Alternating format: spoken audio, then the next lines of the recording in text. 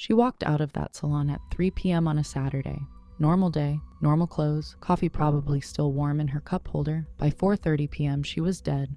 But here's the part that nobody talks about. The man who killed her did not run. He did not panic. He did not even cancel his gym session. And the truly insane part? When police knocked on his door the very next day, they were standing 12 feet away from her body and had absolutely no idea. This is the story of Peria Vesci, and I promise you, by the end of this video, you are going to be asking yourself one question that has no comfortable answer. Stay with me.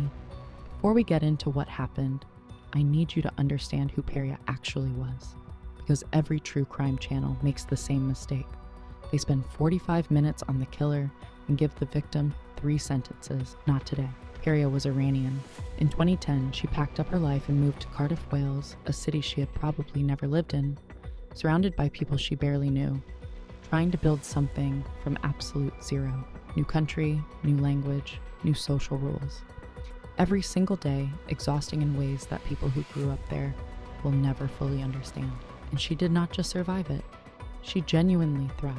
She became a hairdresser, and before you move past that, think about what that actually means. When someone sits in your chair, they talk, they open up, they come back year after year. You become part of the rhythm of their life.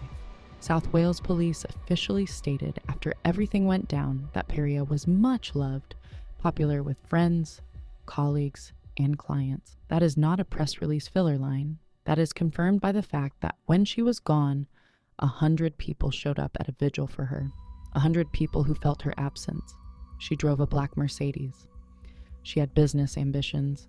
She had a sister named Helia she video called regularly. She had friends who noticed within one single day when she went quiet. That last detail, remember it, because it becomes everything later. Now here is where I need to slow down, because there is a detail in this case that sounds almost too clean, and once I point it out, you will not be able to unhear it. Peria had left the shared home in Penollan. She had her own place, her own life, her independence. She had been out of that house for less than 2 weeks, and on April 12th, a Saturday, she finished work at 3 p.m., got in her car, and drove back to Penollan. Back to the house she had just escaped. Why? Alireza called her. That is the official record. A phone call happened. But what was actually said during that call? Not reported, not in the public record. So we are left with this. What did he say to get her back there? What possible reason brought her to that specific address on that specific day? Prosecutors later argued this was not a reaction. This was a deliberate invitation. The judge confirmed it at sentencing. He had lured her back to the house. The phone call was part of the plan. Now let us back up to that same morning, because while Peria was at work cutting hair and living her Saturday, Alireza was out shopping. Not groceries, not household stuff, kitchen knives, a full set. And here's the thing, there were already knives in that house. Any house has knives. He did not use those. He went out on the morning of April 12th and bought a brand new set. The prosecution was clear. This is not a man who lost his temper. This is a man who woke up, made a decision, went to a shop, bought the weapon, came home and waited. Cold, deliberate, calculated. 4:30 p.m. inside the conservatory of that Penollan property, he attacked Peria. 4 stab wounds, neck and chest. She died there, in a house she had already left. Now here is the part that genuinely unsettles me every time I think about it. After Peria died, Alireza did not fall apart. He did not sit in shock. He changed his clothes. He went to a leisure center. He worked out. He showered. Then he went and bought cleaning supplies, bleach included, the clinical deliberate separation from what he had just done, the ability to compartmentalize so completely that he could go through an entire gym session. That is not normal human psychology. That is something else entirely. But here is where the story takes a turn I did not see coming. He called his aunt, Miriam Day, 48 years old, West London. She got in her car and drove to Cardiff. Together, according to prosecutors, they moved Peria's body to the rear garden. They dug into the area where a pond used to be. They placed her in the ground, covered it with patio slabs, added fresh soil, and then they planted fresh flowers on top. Fresh flowers. This was not panic. This was not desperation. This was 2 people constructing a garden over a grave, stepping back and deciding it looked convincing enough. Then Alireza picked up Peria's phone and started texting from it. He messaged her employer. He messaged her family. The story? She was leaving the UK. Her phone would be off for a month or two. She was buried under a flower bed, and he was managing her inbox. Here is the twist that makes this case so haunting. The very next day, Sunday, April 13th, one of Peria's friends called South Wales police. Not weeks later. One day, this friend already knew the situation. She knew Peria was scared of Alarissa, and the moment Peria went quiet, she acted immediately. She told police she was worried Peria was being held against her will by her ex-husband. Police went to Foster Drive. They knocked on the door. Alarissa answered. Miriam was there too. They told officers they had no idea where Peria was, and the officers left. Peria was in the garden, right there, under the flowers they had planted the night before. Police were literally standing 12 feet from her body and walked away. This is not a criticism of those officers. They had no probable cause to dig up a garden on day one. But that image of police at that door, of Alireza looking them in the eye, does not leave you easily. So how did it unravel? Faster than Alireza expected. The texts were the first problem.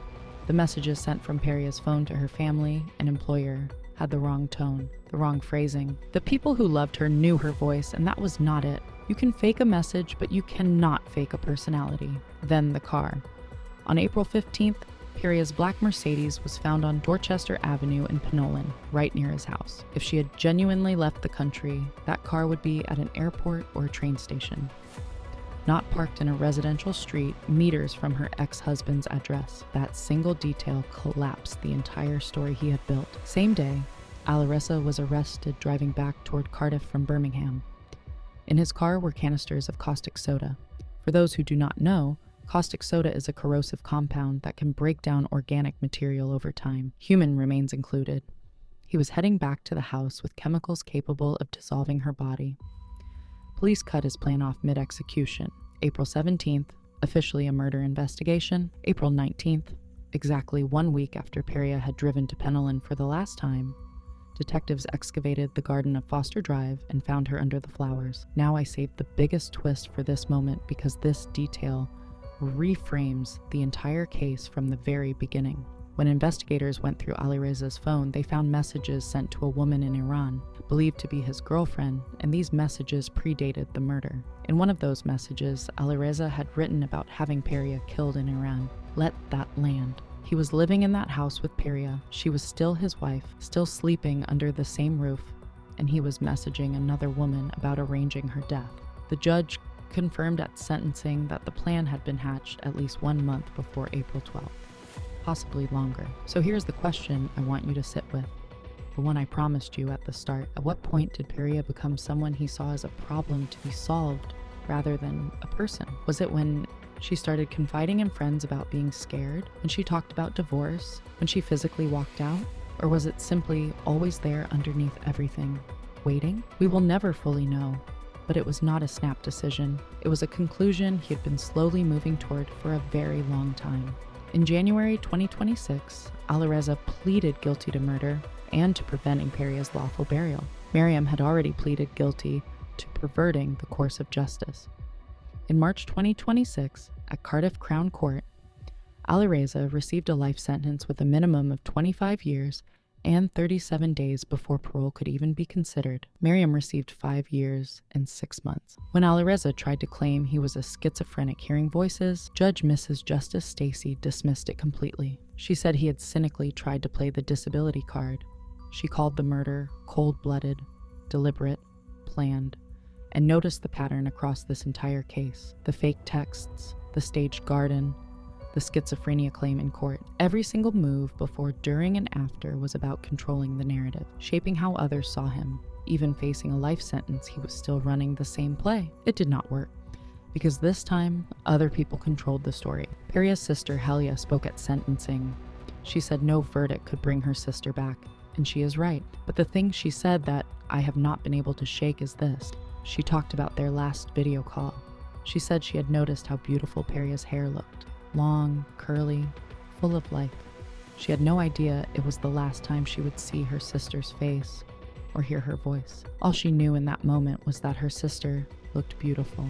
Peria Vesci was 37 years old. She came to a foreign country and built something real. She had 100 people show up for her when she was gone. She had a friend who called police within 24 hours. She had a sister who remembered every detail. And she left. She actually left. She did the hardest thing. She just did not get enough time after. That is what was taken from her, not just her life. Her next chapter. If this case stayed with you, drop a comment and tell me which detail hit you the hardest. I read every single one. Share this if you think Peria's name deserves to be heard, not as a headline, but as a person.